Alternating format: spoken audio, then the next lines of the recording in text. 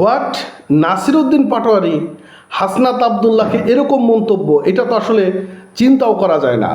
মানে এনসিপির মধ্যে বেশ একটা ভাঙনের খেলা শুরু হয়ে গিয়েছে। অর্থাৎ নাসিরউদ্দিন পাটোয়ারি হাসনাত আবদুল্লাহকে যে মন্তব্যটি করেছে, এই মন্তব্যটি নিয়ে এখন নেটিজনরা বিভিন্ন রকম প্রতিক্রিয়া দেখানো শুরু করে দিয়েছে। মন্তব্যটি কী ছিল? মানে মন্তব্যটি ছিল যে হাসনাত ভোটে জেতা এত সহজ, মেম্বার ইলেকশন করলেও তো জিততে পারবা না। তো এরকম একটি হঠাৎ করেই নাসিরউদ্দিন পাটোয়ারি তিনি মন্তব্য করলেন কেন, এর পিছনে আসলে মূলত কী কারণ রয়েছে, সেটি আজকে আমরা ঢাকা টাইমস থেকে জানার চেষ্টা করব। অর্থাৎ আমরা এখন দেখতে পাচ্ছি যে এই যে এনসিপি যে একটা নতুন ছাত্রদের রাজনৈতিক দল গঠন হয়েছে, তারা কিন্তু এখন রেজিস্টারেড না, কিন্তু তাদের মধ্যে যে এখন বাকবিতর্ক শুরু হয়ে গিয়েছে, এখানে মূলত নির্বাচন ইস্যু করেই কেন্দ্র করে এখানে কথাগুলো বলা হচ্ছে।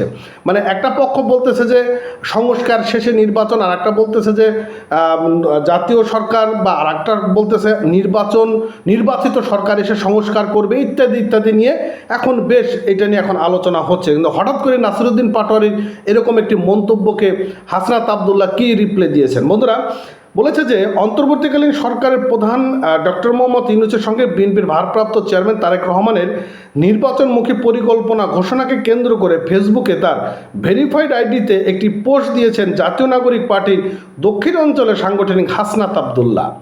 এবং ওই পোস্টে কমেন্টে রীতিমতো কটাক্ষমূলক মন্তব্য করেছে এনসিপির আর এক প্রভাবশালী নেতা নাসিরউদ্দিন পাটোয়ারি।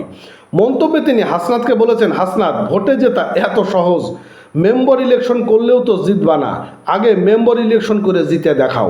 মানে এরকম একটি মন্তব্য করার সঙ্গে সঙ্গে সামাজিক যোগাযোগ মাধ্যমে ব্যাপক তোলপাড় সৃষ্টি হয়ে গিয়েছে। শুক্রবার রাতে সামাজিক যোগাযোগের মাধ্যম ফেসবুকে প্রতিক্রিয়ামূলক স্ট্যাটাস দেন হাসনাত আবদুল্লাহ, এবং এরপর এই স্ট্যাটাসে কমেন্টে কটাক্ষমূলক কমেন্ট করে নাসিরউদ্দিন পাটোয়ারি।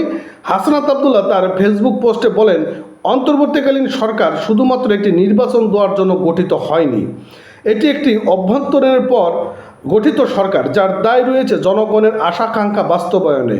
তাই জুলাই সনদ বিচার ও সংস্কার ছাড়া নির্বাচনের তারিখ ঘোষণা দায়িত্বযুক্ত নামমাত্র। মানে এখানে মূলত যে বিষয়টা হাসনাত বোঝাতে চাইছে যে অনেক সময় ধরে নির্বাচন দাও, 2 বছর, 4 বছর, 5 বছর, 10 বছর লাগলেও সমস্যা নেই, বা 20 বছর লাগলেও কোনো সমস্যা নেই।